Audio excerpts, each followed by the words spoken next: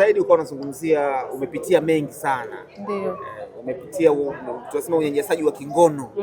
Watu wamekusumbua sana. Ilikuwaje hiyo? Unajua ni mambo ya zamani kidogo, huwa sipendi kuyasema sana, lakini mnapokuwa mnaniuliza maswali inakuwa kama mnaniprovoke niongee, kwa sababu inakuwa inauma, kwa sababu wakati mtu unakuwa unataka, mimi nilikuwa natafuta hela kujikimu maisha. Sanaa ni biashara. Unapoenda kufanya kazi kwa mtu anatakiwa kukulipa walau maisha yaweze kwenda. Wengi tuna watoto, wengi tuna wazazi wetu, wengi tuna wadogo zetu, wote wanatutegemea, familia zinatutegemea. Sasa unapoenda alafu unakuta una kipaji yes cha kufanya, kasti yako inakubalika kwa wakati huo, lakini unajikuta tu ni lazima ufanye ngono ili uweze kupewa ile sini. Hiyo ilikuwa ni huko zamani. I don't know kama mpaka sasa hivi hivyo vitu vinaendelea. Ilinikuta mara kadhaa, sio mara moja. Unakuta unaenda sawa, unapewa kabisa kasti, unapewa sini, labda utacheza sini 3 au 4. End of the day labda producer anakuita. Enzi hizo tulikuwa ni mtu anachukua hoteli huko, tuko kambini. Kwa hiyo mtu anakuita alipo labda chumbani kwake, anaanza kukwambia sasa inajua sijui nini imepanda imeshuka nini. Umeona?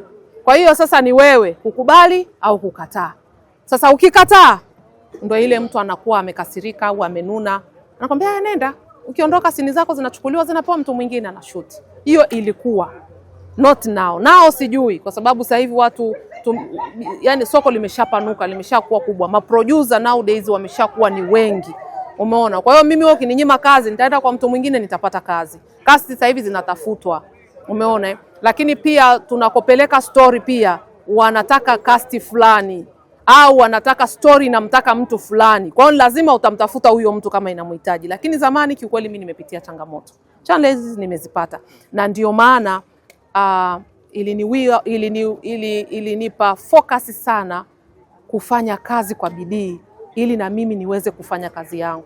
Na ilinishawishi nikawa muombaji sana, nikamuomba Mungu sana ili niweze yani yule mtu tu ajue kwamba bila yeye pia kuna Mungu.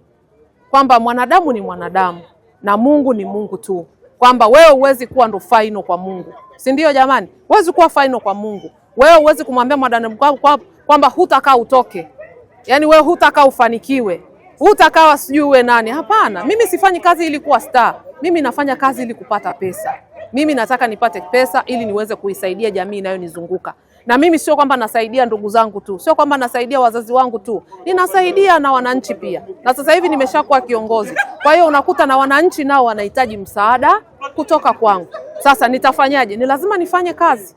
Kwa hiyo sasa hivi sidhani kama kuna kitu ambacho kinaweza tena kikanikwamisha, kwa sababu nasimama mimi kama mimi ni producer na mimi pia ni msanii, naigiza. Kwa mfano ndani ya Mbalamwezi nimeigiza pia.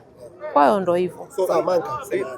Kwenye kazi za sanaa hususan kwa mabinti, kwa watoto wa kike, kuna changamoto nyingi ambazo tunazisikia kama hivyo ambavyo umezungumza. Tumekusikia pale umesema kwamba namtambulisha rasmi mume wangu ili usiendelee kunisumbua. Ni kwamba bado kuna changamoto unazipitia za usumbufu wa kazi. Sasa mimi si mtoto wa kike jamani. Mtoto wa kike. Kwamba msiendelee kunisumbua.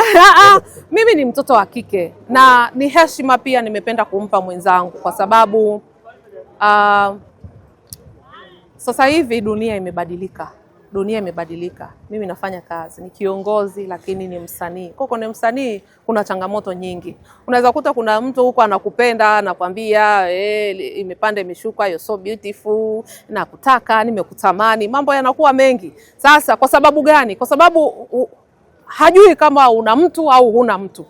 Kwa hiyo mimi naona ile kusema vile nimekuwa safe, kwamba sidhani kama kuna mtu tena anaweza kuja kuniambia kwamba eti I love you au nimekutamani au you're so beautiful.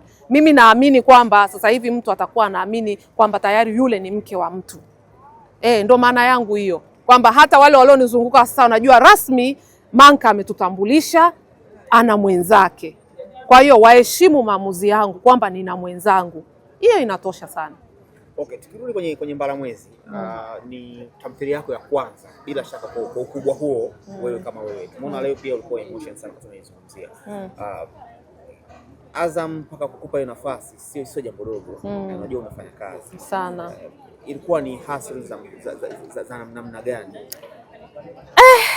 Mungu wangu, mpaka ngoja kwanza nivue viatu ili nihadithie vizuri. Jamani, kupata kazi Azam sio mchezo nyinyi. Sio masiara.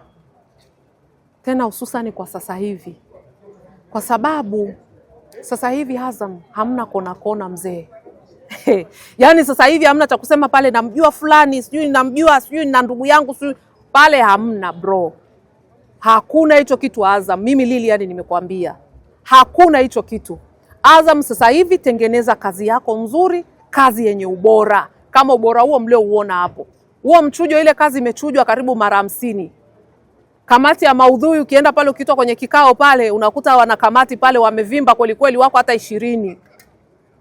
Kuanzia huko bosi kubwa mpaka wa chini kabisa. Kila mtu na department yake. Kila mtu anachambua. Script unapeleka pale inachambuliwa kuanzia scene ya kwanza paka ya mwisho. Paka ya mwisho. Kama umekosea wanakuambia tu nenda karekebishe. Mpaka waipitishe hiyo story, sio mchezo. Then unaenda kushoot, unapeleka kazi nayo pia. Yani kabla haijatizama pale wameshaikagua.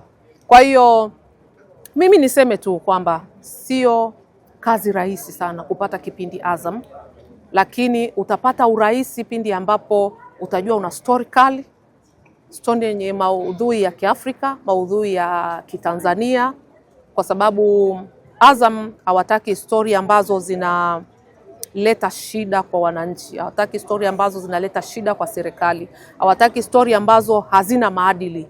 Wao wanazingatia sana maadili, kuanzia maneno, kuanzia matamshi, kuanzia mavazi, pia muonekano wa mtu. Yani wanakagua vitu vingi sana. Kwa hiyo unapotengeneza story yako hakikisha unafanya hivyo nilivyokuambia. Lakini pia vifaa ulivyo navyo, production yako iwe imetulia, production yako iwe imesimama. Vifaa wanavyovitaka wao sio kamera hizi za hali ya chini sana ambazo tulianza nazo sisi zamani. Sasa hivi wanataka kamera fulani zile Sony, kama ni Sony wanaanzia f3 na kuendelea. Yani wanataka kamera fulani ambazo zina quality fulani. Lakini pia crew yako, lazima crew yako iwe ina mawazo makubwa, mawazo ya mbele. Lazima uwe na crew ambao wanaelewa nini wanachokifanya, kwa sababu pale mmeona director wangu yule DOP ni watu ambao wamesomea hii kazi, ni watu ambao wanajua nini wanachokifanya. Kwa hiyo na ndio maana nilipoanza kutengeneza demo nikapeleka, wakaipenda, wakanipa kazi. Nimepewa misimu 4. Huu ndo msimu wa kwanza unaruka na msimu wa pili tayari nimesha shoot. Kwa hiyo ndo hivyo tunaendelea. Kwa hiyo Azam wao ni wewe tengeneza kazi nzuri.